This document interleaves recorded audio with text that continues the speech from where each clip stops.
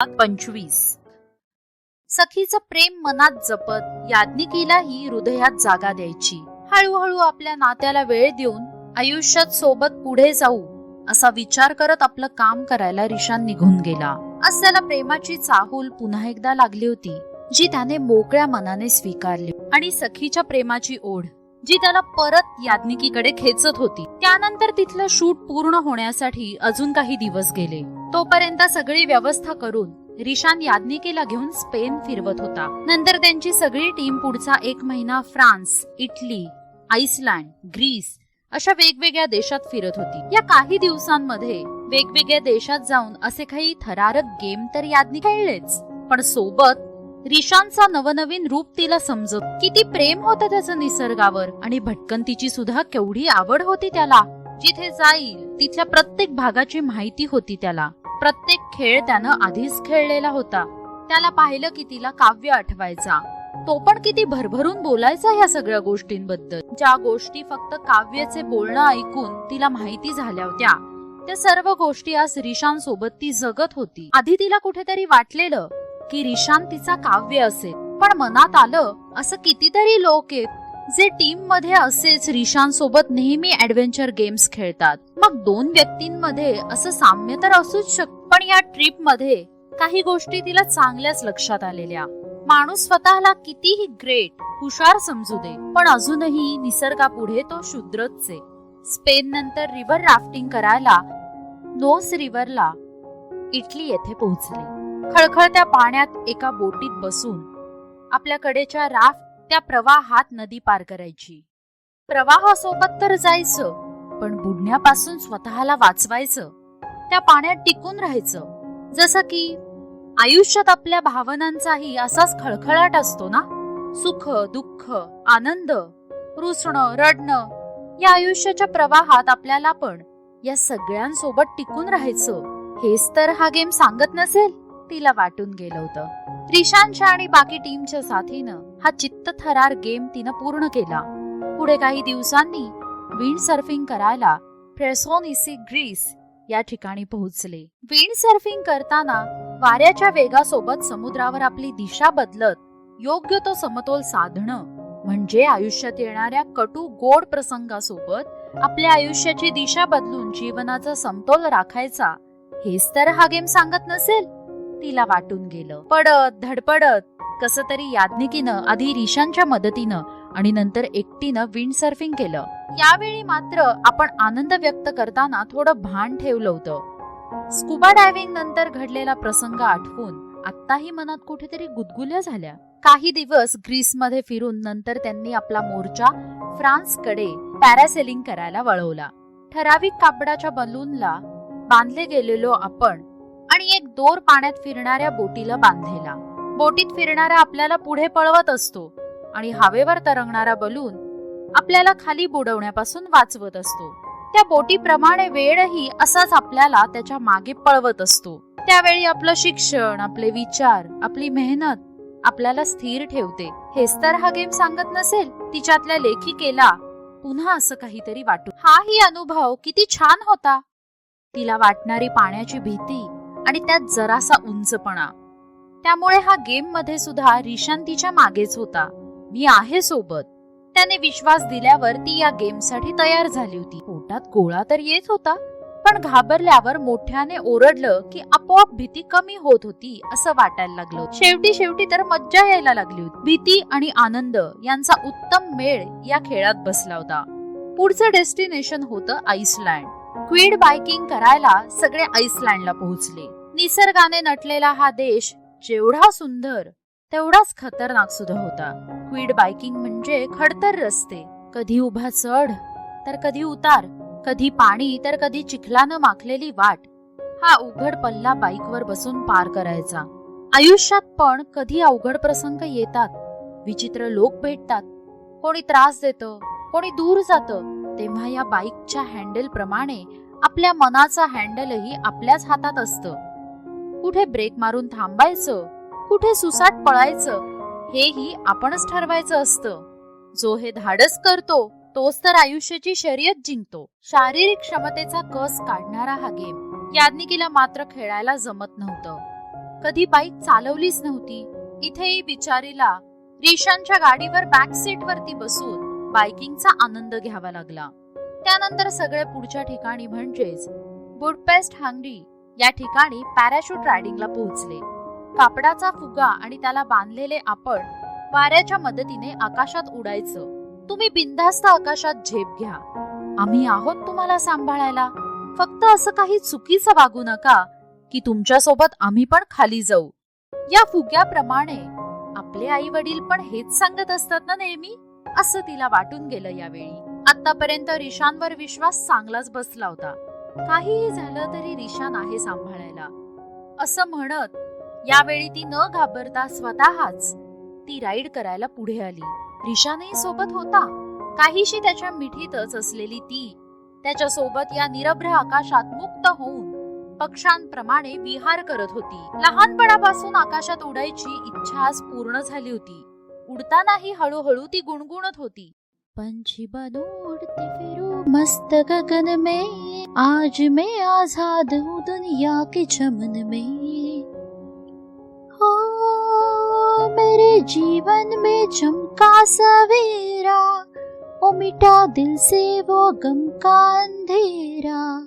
ओ हरे खेतों में गाए कोई लहरा, ओ यहाँ दिल पर किसी का ना बहरा. रंग बहारों ने भरा मेरे जीवन में, रंग बहारों ने भरा मेरे जीवन में. आज मैं आजाद हूँ दुनिया के चमन में, पंछी बनो उड़ते फिरो मस्त गगन में.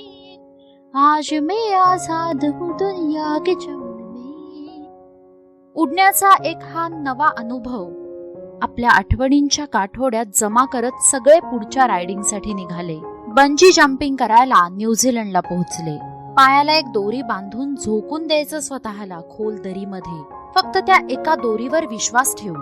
आपलं आयुष्य तर असंच आहे, झोकून देतो आपण आपलं आयुष्य संसारात, मनात फक्त एक निश्चयाची दोरी बांधून की आपलं आयुष्य सुखकर बनवायचंय.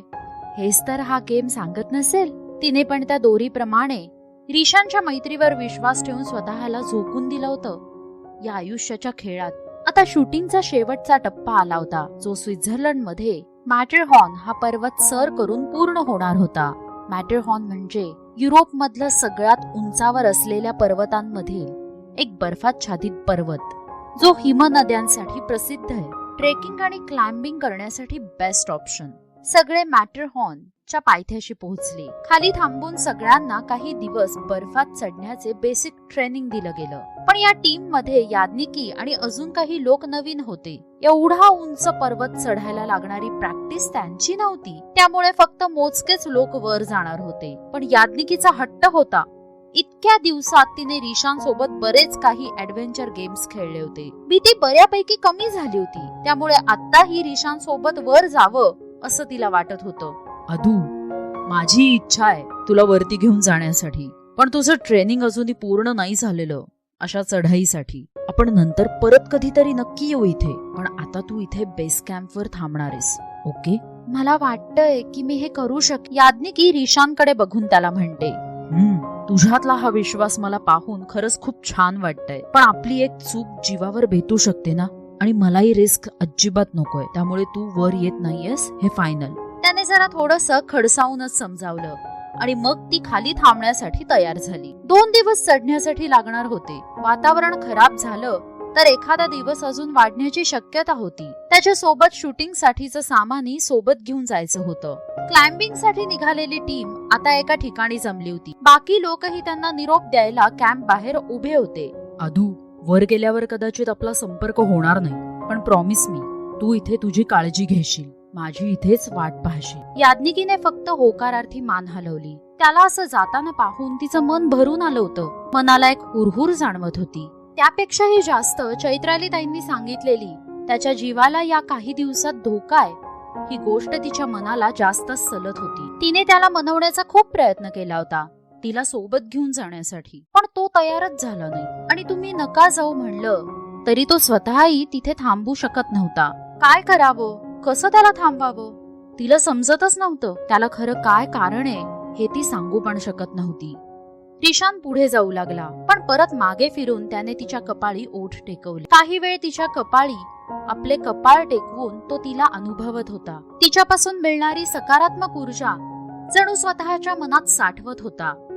आणि नंतर मात्र काही न बोलता परत फिरून तो पुढे चालू लागला. याज्ञिकी भरल्या डोळ्यांनी त्याला जाताना पाहत होती. शब्दांनी नसलं तरी स्पर्शानं, त्याच्या या कृतीनं त्यालाही तिला एकट्याला इथं सोडून जायला नको वाटत होतं. हे तिलाही कळत होतं. काही दिवसात त्याचं वागणं थोडं बदललं होतं. त्याची नजर बदलली होती हे तिला जाणवत होतं. पण शब्दात त्याने कधीच काही व्यक्त नव्हतं केलं हे तिला आत्ताही आठवत होतं. सध्या बाप्पाजवळ सगळं नीट होऊ दे, रिशान सुखरूप राहू देत, हीच प्रार्थना ती करू शकणार होती. स्वित्झर्लंड बाजूकडील सामान्य मार्ग हर्नली रीज म्हणजेच हर्नी लिग्राड मॅटरहॉर्नच्या ईशान्य कडातून आहे. पहिल्या चढत्या मार्गाचा हा रस्ता आहे आणि हा शिखरापर्यंत पोहोचायचा सर्वात सोपा मार्ग मानला जातो. हा मार्ग झेरमॅट वरून निघतो. पहिल्या दिवशी गिर्यारोहक श्वार्झी म्हणजेच ब्लॅक लेक कडे जातात, जे मॅटरहॉर्नच्या पायथ्याशी एक छोटासा तलाव आहे. त्यानंतर साधारण काही तास वर चढून गेल्यावर मात्र काही टेंटची व्यवस्था केली आहे, जिथे गिर्यारोहक रात्र घालवू शकतात. रिशान आणि ऍडव्हेंचर ट्रिपची टीम दिवसभर त्या बर्फात चढून थकली होती. आपल्या जवळ असलेलं जेवण आणि पाणी पिऊन त्यांनी आराम करण्यासाठी त्या टेंट मध्ये पाठ टेकवली. अदू, माहिती नाही का, तुझ्या डोळ्यात यावेळी मला भीती जाणवली. स्वतःसाठी नाही, माझ्यासाठी. माझी पर्वा आहे ना तुला, कळतंय मला. गेल्या 2 महिन्यात सोबत राहून तुझी खूप सवय झालीये ग. आता तू जवळ नाहीयेस तर खूप एकटं वाटतंय. दरवेळी असं काहीतरी करायला नेहमी तयार असणारं माझं मन यावेळी तुला सोडून यायला तयार नव्हतं, पण इथं येणं टाळताही येणार नव्हतं. आय होप हे राहिलेले 3 दिवस लवकर संपावेत आणि मी तुझ्याजवळ पोहोचावं. रिशान मनातच विचार करत होता. त्या दिवशी थोडा आराम करून दुसऱ्या दिवशी परत सगळ्यांनी आपापलं सामान घेऊन चालायला सुरुवात केली. दुसऱ्या दिवशी ते शिखरापर्यंत पोहोचण्याचा प्रयत्न करणार होते, ज्यामध्ये काही मीटर उंची तिरकी चढण चढायची होती आणि 1200 मीटर उभा पर्वत चढायचा होता. दिवसभर चढून शेवटी मॅटरहॉर्नच्या शिखराजवळ सगळे पोहोचले. चढताना कॅमेरामन शूटिंग करत होता.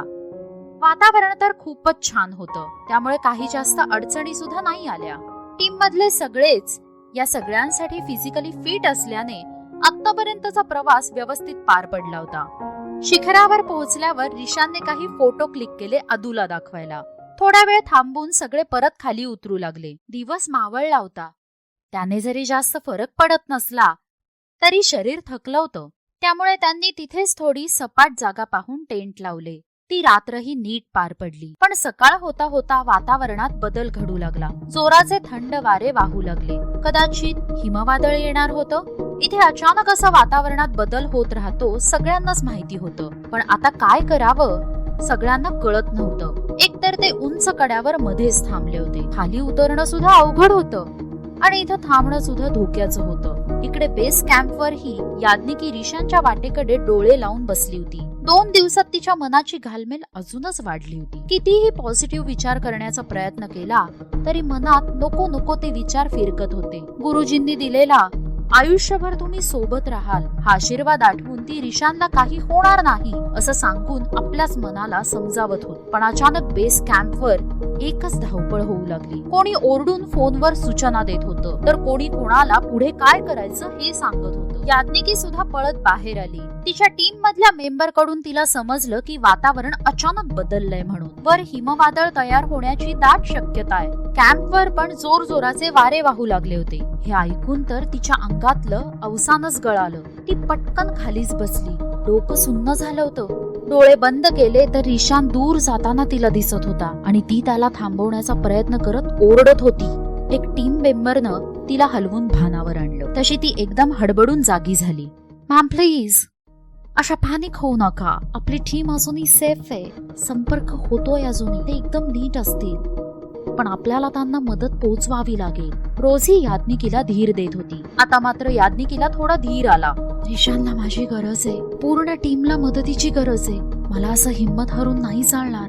असं रडत बसून काहीच होणार नाहीये. याज्ञिकी मनातच विचार करत होती. ती पटकन रेस्क्यू टीम कडे पोहोचली तर ते हेलिकॉप्टरने शक्य तितके अंतरावर जाणार होते. प्लीज प्लीज मला तुमच्या सोबत येऊ द्या. याज्ञिकी त्यांना विनंती करत होती. नो मॅम, आम्ही तुम्हाला असं नाही सोबत घेऊन जाऊ शकत. हे रूलच्या विरुद्ध आहे. रेस्क्यू टीम याज्ञिकीला म्हणाली, प्लीज प्लीज तुम्हाला अजिबात प्रॉब्लेम येईल असं मी नाही वागणार. माझे रिशान वर अडकलेत आणि मला त्यांना मदत करायची आहे. मॅम, मला कळत नाहीये का? तुमच्या जीवाला पण धोका आहे वर. रेस्क्यू टीम परत एकदा याज्ञिकीला सांगत होती, आय डोंट केअर. मला माझ्या जीवाची पर्वा नाहीये. प्लीज मला तुमच्यासोबत येऊ द्या. याज्ञिकी रेस्क्यू टीमला पुन्हा पुन्हा विनंती करत होती. तिने अगदी हात जोडले त्यांच्यासमोर. तेव्हा तिची तळमळ पाहून त्यांनीही तिला सोबत नेण्यासाठी परवानगी दिली. काहीच वेळात बर्फात घालायचे कपडे, बूट, सेफ्टी गॉगल्स, हँड ग्लोव्ज असं सगळं घालून ती तयार होऊन हेलिकॉप्टरमध्ये पोहोचली. इकडे रिशान आणि टीम काही अंतर उतरले होते, पण वादळ भीषण रूप घेत होतं. समोरचं दिसणंही बंद झालं होतं. शेजारचा माणूस सुद्धा दिसत नव्हता. सगळे एक रोप एकमेकांना बांधून अंदाजाने चालत होते आणि अचानक एक मोठा आवाज होत पर्वताचा एक कडा कोसळून खाली येऊ लागला. त्या कड्याचं रूपांतर एका खाली सरकणाऱ्या हिमनदीमध्ये झालं आणि अचानक रिशानच्या पायाखालचा बर्फही सरकू लागला. सगळे आपापला तोल सांभाळू लागले, पण उतार इतका होता की त्यांना ते जमत नव्हतं आणि अचानक तो हिमनदीच्या कक्षात येऊ लागला. सगळे त्याचा दोर ओढू लागले, पण व्यर्थ. निसर्गाच्या सामर्थ्यापुढे त्यांचा जोर किती चालणार होता? उलट तेही आता पुढे ओढले जाऊ लागले. रिशानला परिस्थितीचं गांभीर्य कळत होतं. समोरच्या लोकांना वाचवायचं असेल तर त्याला तो दोर सोडावा लागणार होता. त्याने एकदा डोळे मिटले. याज्ञिकीचा चेहरा समोर तरळला. तिला वाट बघ असं सांगितलं होतं, पण आता तोच परत पोहोचण्याची शक्यता खूपच कमी दिसत होती. समोर मृत्यू उभा आहे हेच आपले विधिलिखित असेल तर किती प्रयत्न केला तरी आपण काहीच करू शकत नाही. त्याने मनाला समजावलं आणि दुसऱ्या क्षणी कमरेला अडकवलेल्या दोराचे हुक काढले आणि तो हिमनदीमध्ये घरंगळत जाऊ लागला. बाकी अजून 1-2 जणांचे पाय घसरले, तसे तेही त्या बर्फात वाहू लागले. राहिलेले लोक फक्त पाहण्याखेरीज काहीच करू शकत नव्हते. इकडे रेस्क्यू टीमचे हेलिकॉप्टर पहिल्या मुक्कामाच्या ठिकाणी पोहोचलं होतं. पुढे हवामान खूपच खराब दिसत होतं, त्यामुळे वर जाण्याआधी ते तिथल्या तिथेच घिरट्या घालत होते. पण तेवढ्यात त्यांना मेसेज मिळाला, नुकताच एक हिमकडा कोसळून खाली आलाय म्हणून. हे ऐकून तर याज्ञिकीचा जीव अजूनच कासावीस झाला होता. हेलिकॉप्टरने हिमनदी ज्या बाजूला खाली येत होती त्या दिशेला घिरट्या घालायला सुरुवात केली. मनात बाप्पाचा धावा करत याज्ञिकी रिशान सुखरूप असू देत म्हणून प्रार्थना करू लागली. आणि पुढच्या क्षणी दुसरा मेसेज आला. टीम मधले 3 लोक हिमनदीमध्ये ओढले गेले होते आणि त्यात रिशानचं नाव होतं. एवढ्या थंड वातावरणात याज्ञिकीला ही बातमी ऐकून दरदरून घाम फुटला होता. जवळजवळ 2 तास झाले होते रिशान वरून घरंगळत खाली आलेला. इतक्या वेळात हिमनदीचा बर्फ खाली सपाट भागावर येऊन थांबला होता. हळूहळू वातावरणही परत निवळू लागलं होतं. जेवढ्या अचानक वातावरण खराब झालं होतं तेवढ्याच अचानक आत्ताही वातावरण साफ होऊ लागलं. ही गोष्ट फायद्याची ठरली आणि जिथे हिमनदी शांत झाली तिथे रेस्क्यू टीमचे मेंबर दोरीच्या सहाय्याने खाली उतरले. इलेक्ट्रिक गॅजेट जर त्या व्यक्तीकडे जवळ असेल तर त्यावरून रेस्क्यू टीम सिग्नल मिळवून त्यांना ढिगाऱ्यातून खालून शोधून काढू शकत होती. रेस्क्यू टीमचे काम जोरात चालू झाले, पण 3 तासापेक्षा जास्त वेळ होत आला होता. इतक्या उशिरापर्यंत बर्फात कोणी जिवंत सापडण्याची शक्यता फार कमीच होती. ते लोक आपापसात बोलत होते आणि हे ऐकून याज्ञिकीचे डोळे अविरत वाहत होते. नाही रिशान, तुम्ही मला प्रॉमिस केलं होतं. तुम्ही मला तुमची वाट पाहायला लावली होती. मी वाट पाहतीये तुमची. तुम्ही मला असं वाट पाहायला सांगून नाही जाऊ शकत. मी नाही जाऊ देणार तुम्हाला कुठेच. तिने सुद्धा हेलिकॉप्टर मधून दोरीच्या साह्याने खाली उडी मारली. अंतर जास्त नव्हतं. हाडे कोठवणाऱ्या बर्फात ती पण होती. आता शरीराचा त्रास तिला कळतच नव्हता. फक्त रिशानला सुखरूप पाहण्याची आस लागली होती. पण दूर दूर पर्यंत बर्फच दिसत होता. कितीतरी फूट उंचीचा बर्फ नवीन थर इथेच जमा झाला होता. तिने गुडघाभर पाय आत रोवले. अशा बर्फात चालायला सुरुवात केली. रिशान, मोठ्याने तिने आवाज दिला. तिचा आवाज ऐकावा आणि कुठून तरी येऊन त्याने आपल्या मिठीत तिला घट्ट पकडावं असं तिला वाटत होतं. लग्नाच्या रात्री रागवलेला रिशान, तिला जखम झाली तर औषध लावणारा रिशान, पावसात भिजल्याने आजारी पडल्यावर काळजी घेणारा रिशान, तिच्या सोबत मैत्री करणारा रिशान, तिला प्रोत्साहन देणारा रिशान, तिला शॉक देणारा रिशान, तिला हसवणारा रिशान, तिला प्रोटेक्ट करणारा रिशान, तिच्या आनंदात आनंदी होणारा रिशान. तिला पाहून दुःखी होणारा रिशान, तिला विश्वास देणारा रिशान, तिला नवीन आयुष्य जगायला शिकवणारा रिशान. रिशानची सगळी रूपं एखाद्या मूव्ही प्रमाणे डोळ्यासमोर येत होती. तो जवळ होता तेव्हा जाणवलं नाही, पण आता तो खूप दूर जातोय वाटत असताना तो किती महत्वाचा आहे, त्याचं आपल्या आयुष्यात काय स्थान आहे, तो हृदयाच्या किती जवळ पोहोचलाय तिला कळत होतं. त्याच्याशिवाय आपला श्वास अडकलाय असं वाटायला लागलं होतं. आणि त्या बर्फातही ती त्याला शोधायला भरभर पाय उचलू लागली.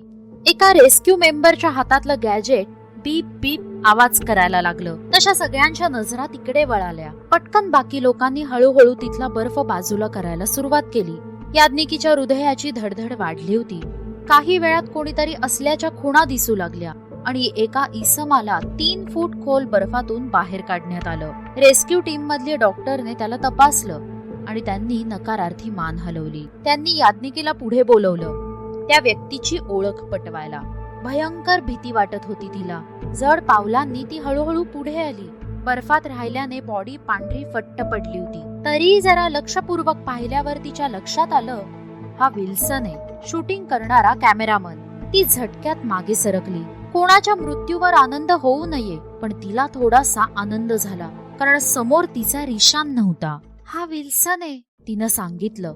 आणि आता त्याची बॉडी पॅक करून खाली नेण्याची तयारी होऊ लागली. याज्ञिकीला झालेला आनंद एक क्षण टिकला आणि पुढच्याच सेकंदाला तिच्या लक्षात आलं की रिशान अजूनही बर्फाखालीच आहे. जर विल्सनची ही हालत आहे तर मग रिशान? परत एकदा हृदयाचा थरकाप होत होता आणि ती परत एकदा सगळीकडे आपली नजर फिरवू लागली. तास झाला होता आता, पण अजून 2 व्यक्ती मिळत नव्हत्या. याज्ञिकीचाही धीर सुटत चालला होता आणि परत एकदा वातावरण बदलू लागलं. दुसरा हेलिकॉप्टर वर जाऊन तेवढ्या वेळात वर अडकलेल्या लोकांना घेऊन आलं.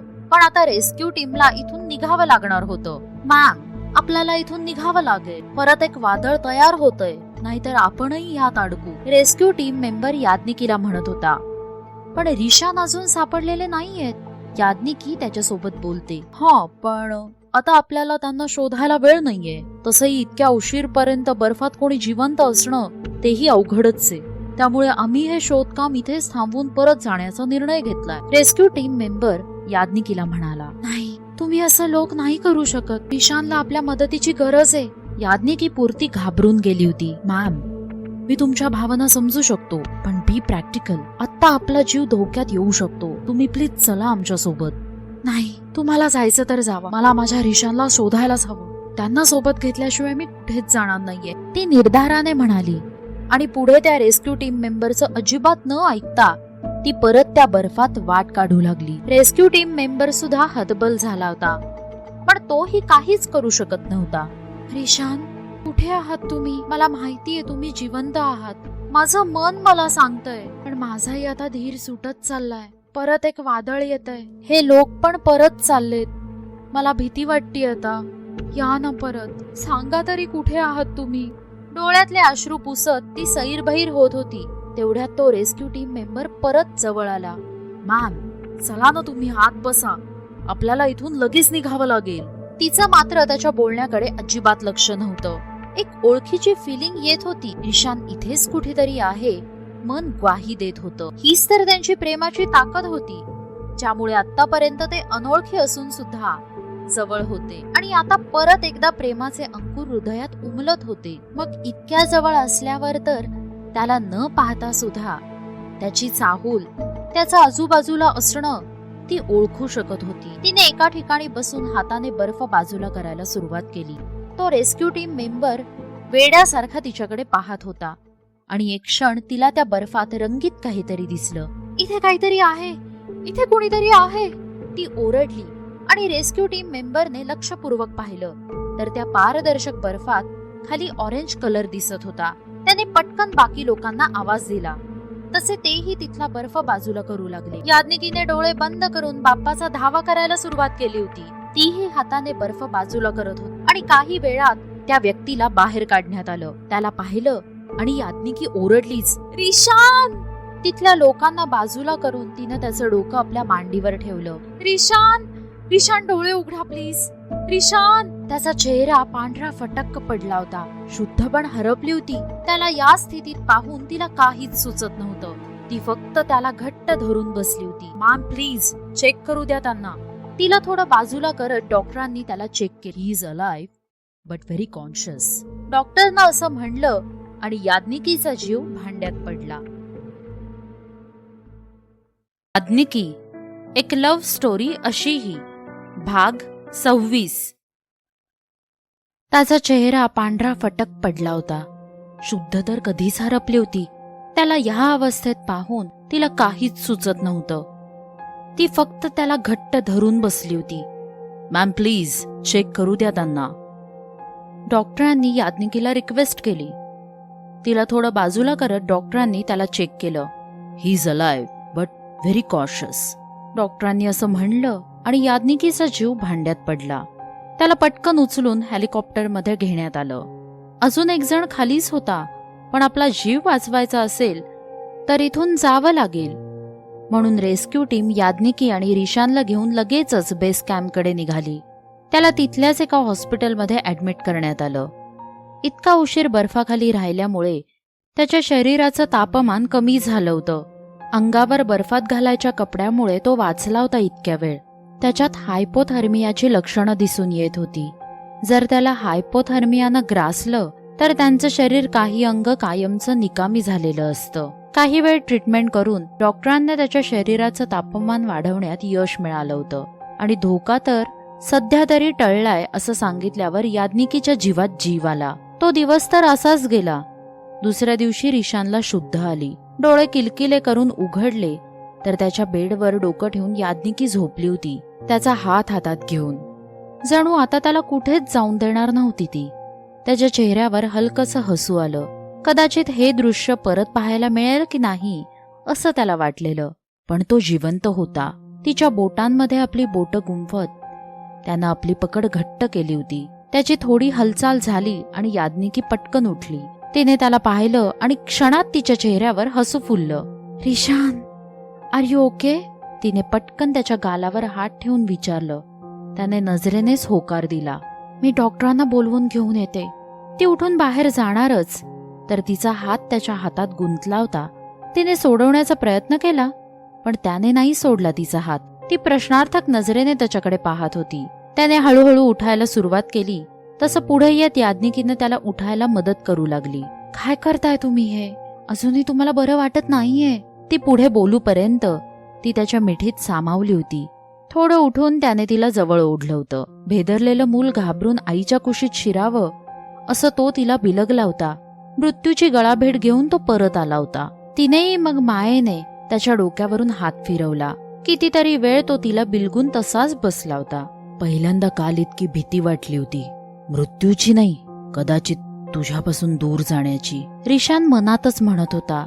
खूप घाबरले होते मी काल.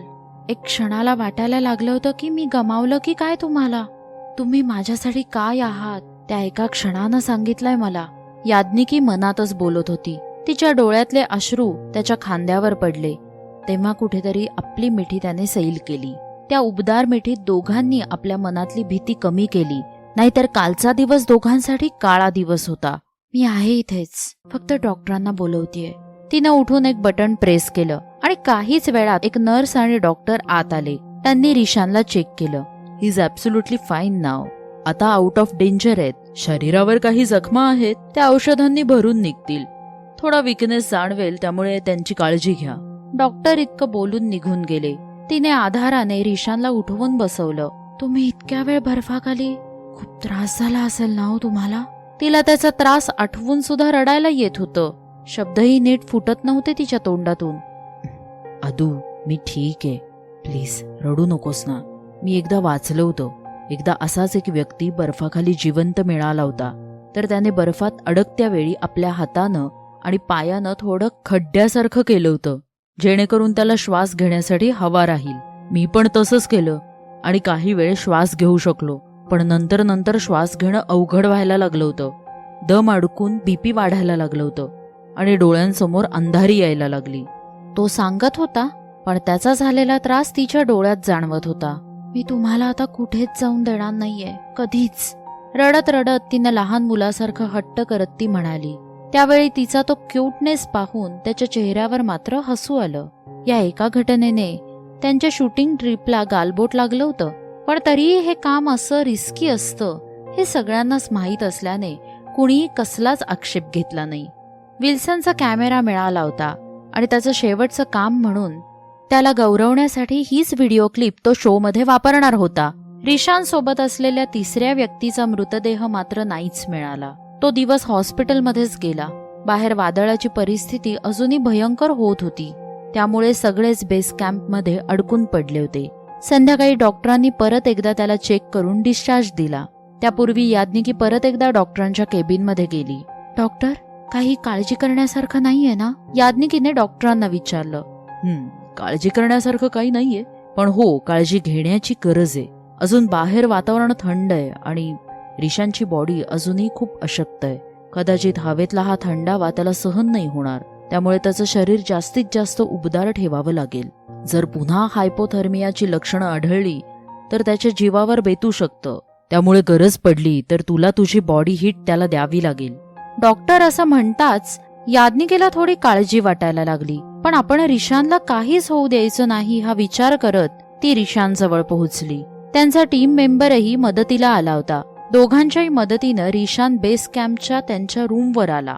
तिने रूममध्ये हीटर चालू करून उबदार वातावरण तयार केले. जेवणही त्याला स्वतःच्याच हातानं भरवलं. मेडिसिन्स दिल्या आणि त्याला झोपायला लावलं. तीही त्याच्या शेजारी पडून राहिली. कालपासून तिची सुद्धा बरीच धावपळ झाली होती. शरीरासोबत मन सुद्धा खूप थकलं होतं. तिचाही लगेचच डोळा लागला. पण काहीच वेळात कसला तरी आवाज जाणवला. रिशानचे दात कुडकुडत होते, एकमेकांवर आदळत आवाज करत होते. तिने पटकन त्याचे हात रब करायला सुरुवात केली. उठून अजून एक ब्लँकेट त्याच्या अंगावर टाकलं, पण त्याची थरथर वाढतच होती. अंग थंड पडायला सुरुवात झाली होती. हायपोथर्मियाबद्दल तिला आठवलं. डॉक्टर म्हणाले होते बॉडी हीट द्यावी लागेल म्हणून. आपल्या शरीराची ऊब त्याला द्यायची हा विचार करून तिच्याच हृदयाची धडधड वाढली होती. पण वेळ निर्णायक होती. त्याचा जीव वाचवणं महत्वाचं होतं. जिथं मन त्याच्या हवाली झालं होतं तिथे शरीर त्याच्या नावे करायला कसला विचार करायचा? तिचं अंतर्मन म्हणालं आणि तिने आपले कपडे उतरवले. जेनीने खरेदी करून दिलेला एक शॉर्ट ड्रेस घातला. त्याचाही शर्ट काढला आणि त्याच्या ब्लँकेटमध्ये शिरून त्याला आपल्या कुशीत घट्ट पकडलं. कितीतरी वेळ त्याची थरथर तिला जाणवत होती. ती सतत त्याच्या पाठीवर हात फिरवून ऊब निर्माण करत होती. हळूहळू त्याची थरथर कमी झाली. दात कुडकुडायचे कमी झाले. तो नॉर्मल होत शांत झोपला. तेव्हा कुठे तिचं टेन्शन कमी झालं. रात्री कधीतरी त्याचेही हात तिच्या पाठीवर घट्ट झाले. त्या स्पर्शाने अंग शहारलं तिचं. ती एकटक त्याचा चेहरा न्याहाळत होती. दाट भुवया, उभे सरळ नाक आणि तिच्यापेक्षा जास्त गोरा रंग. तो नॉर्मल झाल्यानं तीही थोडी निर्धास्त झाली होती. त्याच्या कपाळावरच्या आठीवर तिने अलगद बोट फिरवलं आणि आपोआप त्या कमी झाल्या. त्याचे ओठ बर्फात राहून थोडे काळे पडले होते. तिने अंगठा हलकेच त्यावरून फिरवला. नकळत रुंदावले गेले त्याचे ओठ. त्याच्या इतक्या जवळ असल्याने क्षणभरासाठी सखी, काव्य, रिशानचा कालचा अपघात आणि आत्ताची असलेली परिस्थिती सगळं काही विसरून ती वाहवत जात होती त्याच्या स्पर्शात. तो मात्र अजूनही झोपेच्या अधीन होता. त्याचा हात तिच्या अर्धवट उघड्या पाठीवर आणि त्यावरच्या रेशमी केसांवर विसावला. झोपेत असला तरी ते केस ओळखीचे वाटले. कित्येकदा स्वप्नात फोटोतल्या सखीच्या केसांचा असा स्पर्श केला होता त्यानं. औषधांच्या अंमलात असलेला तो अजूनही त्या स्पर्शाला स्वप्न समजत होता. त्याने परत परत त्या केसांना हात लावला. एंजल, अस्फुटसा असा तोंडून त्याच्या आवाज निघाला आणि त्याच्या अगदी जवळ असलेल्या याज्ञिकीने मात्र ते ऐकलं. कानात कोणीतरी गरम शीस ओतल्यासारखं तिला वाटलं. रिशान, मी एंजल नाहीये, याज्ञिकी आहे. याज्ञिकी मनातच म्हणाली आणि एक अश्रू ओघळला डोळ्यातून. आपल्या नवऱ्याच्या मिठीत आपण असताना त्याच्या तोंडून दुसऱ्या स्त्रीचं नाव ऐकणं कोणत्या स्त्रीला सहन होणार आहे? मी एंजलची जागा नाही घेऊ शकत. आमचं नातं त्यांच्यावर जबरदस्तीनं लादलंय. फक्त त्यांच्या आयुष्यात मी असली तरी हृदयात फक्त एंजल आहे. मी विसरले होते काही वेळासाठी. याज्ञिकी मनातच विचार करत होती. तिचा जीव गुदमरू लागला होता आता त्याच्या मिठीत. तिने अंग आखडून घ्यायला सुरुवात केली. त्याच्या स्पर्शात आपण वाहवत गेलो काही क्षण. हे आठवून तिला स्वतःचीच लाज वाटू लागली. पण त्याला गरज होती तिच्या शरीराच्या उभेची, म्हणून मग ती तशीच त्याच्या मिठीत पडून राहिली. उशिरा कधीतरी झोप लागली असेल तिला. सकाळ झाली आणि रिशानला हलकेच जाग आली. अंग जणू अखडलं होतं. ते स्ट्रेच करायला झोपेतच त्यानं आपला हात उचलण्याचा प्रयत्न केला आणि जाणवलं एका हातावर काहीतरी जड आहे. त्याने डोळे उघडे करून पाहिलं आणि जबरदस्त शॉक होऊन पाहू लागला. याज्ञिकी त्याच्या हातावरती डोकं ठेवून झोपली होती. एक हात त्याच्या छातीवर जाणवला आणि आधी ती अशी जवळ येऊन झोपली होती म्हणून तो गप्प बसला. त्याच्या हालचालीनं तिनं सुद्धा चुळबुळ केली. तसं तिला नेहमीप्रमाणे ऑकवर्ड वाटू नये म्हणून त्याने परत एकदा डोळे मिटले. तिने डोळे किलकिले करून उघडले. एक क्षण लागला कळायला की ती सध्या कुठं आहे. पण परत एकदा रिशानच्या शांत चेहऱ्यावर तिची नजर स्थिरावली. बुद्धी नको म्हणत असताना मन त्याच्याकडेच ओढ घेत होतं. आयुष्यात परत कधी हा क्षण येईल की नाही माहिती नाही, म्हणून तिनं परत एकदा त्याच्या गालावर हात फिरवला. तिने हळूहळू आपला चेहरा त्याच्या चेहऱ्याजवळ आणला आणि इकडे तिच्या श्वासाची ऊब आपल्या चेहऱ्यावर जाणवताच रिशानचं हृदय ट्रेनच्या स्पीडनं धावायला लागलं. तिने हलकेच त्याच्या डोळ्यावर आपले ओठ टेकवले. थोडं दूर होत परत एकदा त्याच्या कपाळावर ओठ टेकवून ती मागे झाली.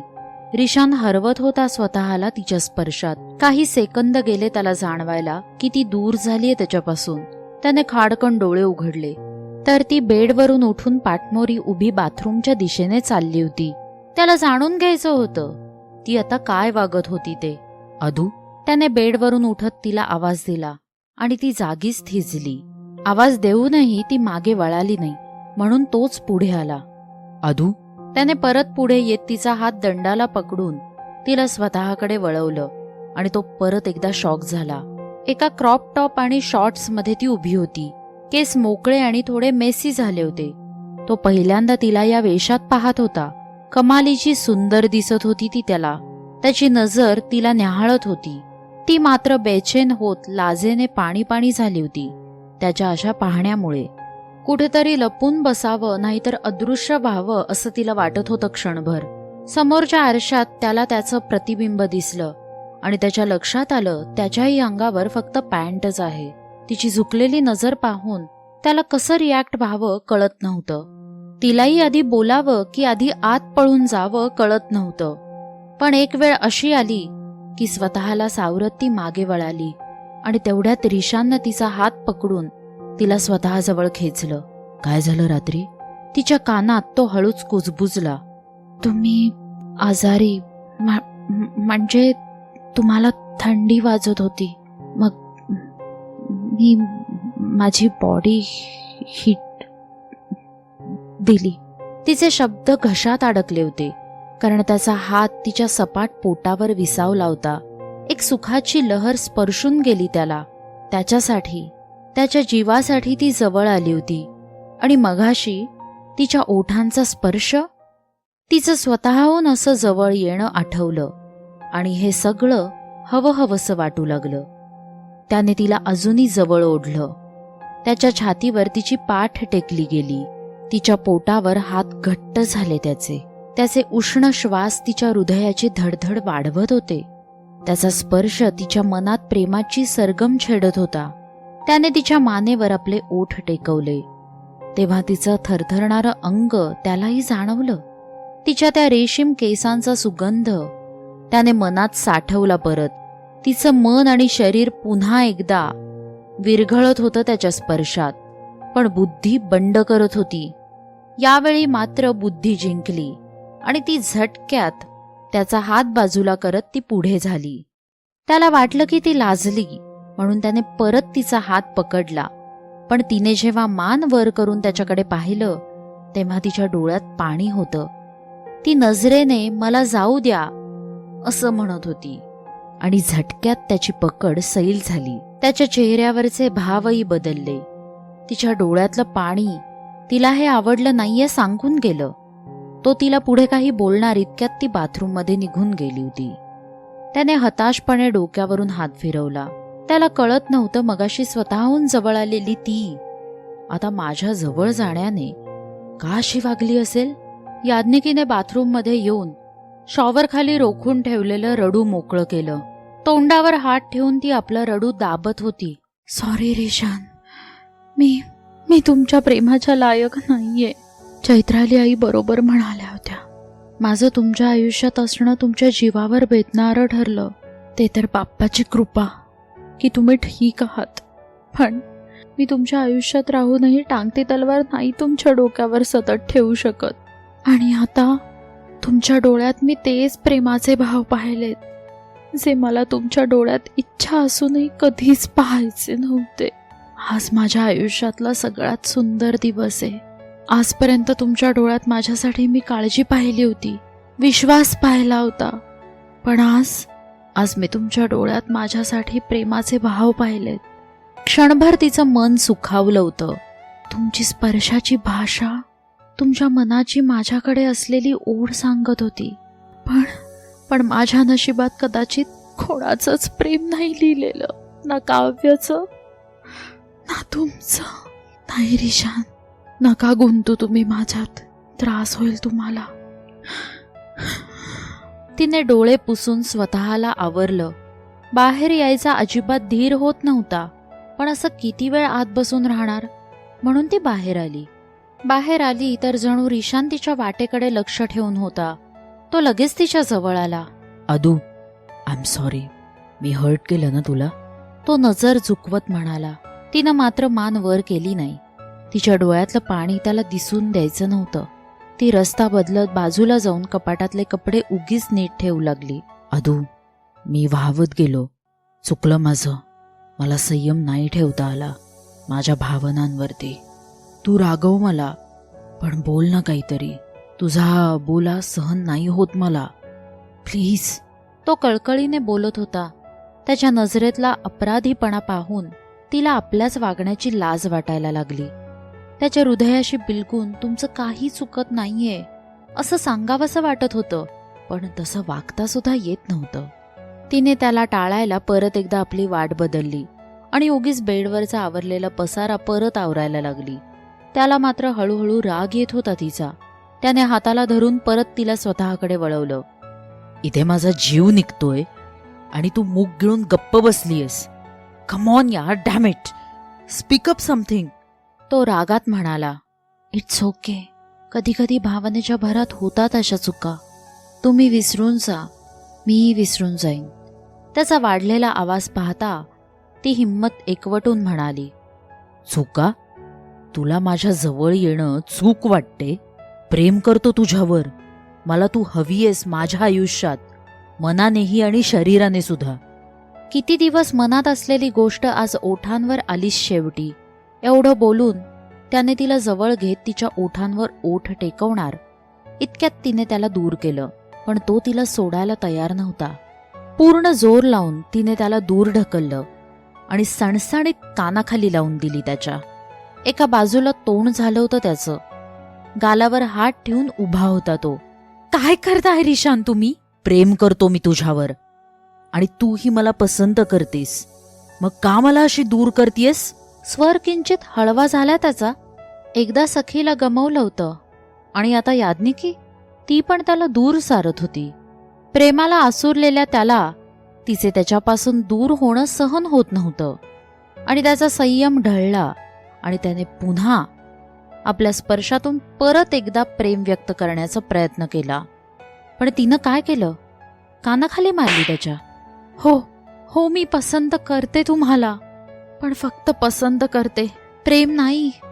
माझं प्रेम नाहीये तुमच्यावर, ती म्हणाली आणि रिशान 2 पावलं मागे सरकला. नो प्रॉब्लेम, काही घाई नाहीये. मी वाट पाहीन तुझी, तू स्वतःहून माझ्याजवळ येण्याची. तो तिला म्हणत असला तरी खरं तर स्वतःलाच धीर देत म्हणाला. तो दिवस कधीच येणार नाही, कारण माझं दुसऱ्या कोणावर तरी प्रेम आहे. याज्ञिकीची जीभ जड झाली होती हे बोलायला. अदू प्लीज, ही मस्करी करण्याची वेळ नाहीये. त्याला विश्वासच बसत नव्हता तिच्या बोलण्यावरती. मी खरं बोलतीये. आणि तिने मान खाली घातली. त्याला अजूनही विश्वासच बसत नव्हता. तो पुढे येत अगदी तिच्या समोर उभा राहिला. तिच्या हनुवटीला पकडून तिच्या डोळ्यात पाहायला लागला. तिच्या डोळ्यातून एक अश्रू ओघळला. त्याने तो तिच्या गालावर आपल्या ओठांनी टिपला. तिने डोळे बंद करून घेतले. तुझे डोळे काहीतरी वेगळंच सांगतायत. तो हळुवारपणे म्हणाला. आता ती कमजोर पडत होती त्याच्या पुढे, पण कमजोर पडायचं नव्हतं तिला त्याच्यासमोर. त्याचं तिच्या इतकं जवळ येणं, तिला असं समजावणं, तो तिच्यात किती गुंतलाय हे सांगत होता, जे तिला नको होतं. तिनं परत एकदा त्याला दूर सारलं आणि कपाटातून काही पेपर्स आणले आणि त्याच्या हातात ठेवले. हे डिवोर्स पेपर्स आहेत.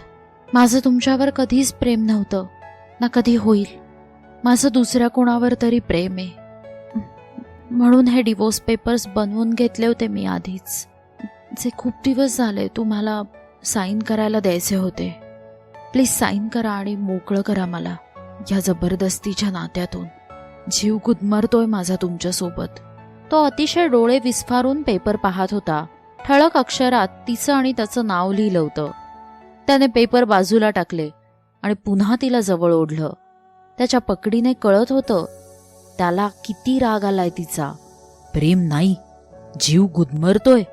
तर मग का रात्रभर जवळ होतीस माझ्या? आणि सकाळी का मला किस केलंस? रिशानने डायरेक्ट याज्ञिकीला प्रश्न केला होता. तुम्ही पण किती वेळा माझा जीव वाचवलाय, मला आयुष्य जगायला शिकवलंय. ही त्याची परतफेड समजा हवं तर. आणि सोबत राहिलो तर थोडा लळा लागतोच ना. मलाही लागला थोडा लळा. ती आत्ताही नजर झुकवत म्हणाली. अदू. तिचं स्पष्टीकरण त्याला मान्यच नव्हतं. रिशान प्लीज, तुम्ही समजून का घेत नाहीये? तुमचं एंजलवर प्रेम आहे आणि माझं कोणा दुसऱ्यावर. याज्ञिकीच्या तोंडून एंजलचं नाव ऐकून तो काही क्षण शांत झाला.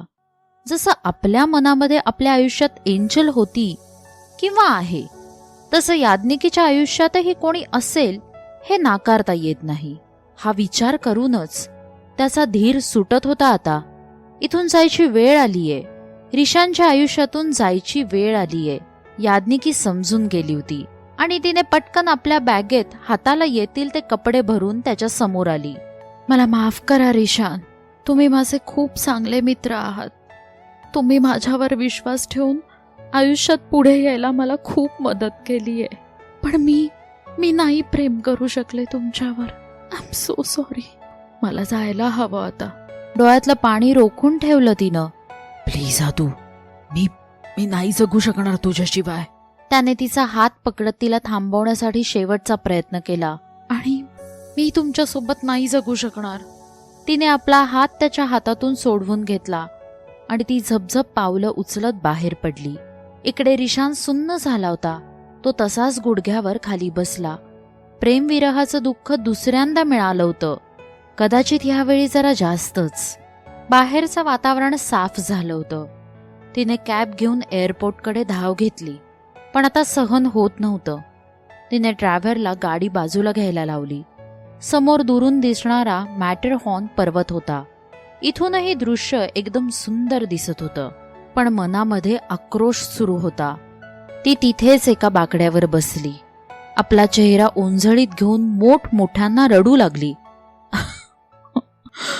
सॉरी रिशान, आज तुमचं मन मोडण्याचं मी महापाप केलंय. तुमच्या डोळ्यातली तुटलेली स्वप्न, मनात असलेला गोंधळ आणि हृदयात उठलेली कळ मी समजू शकते.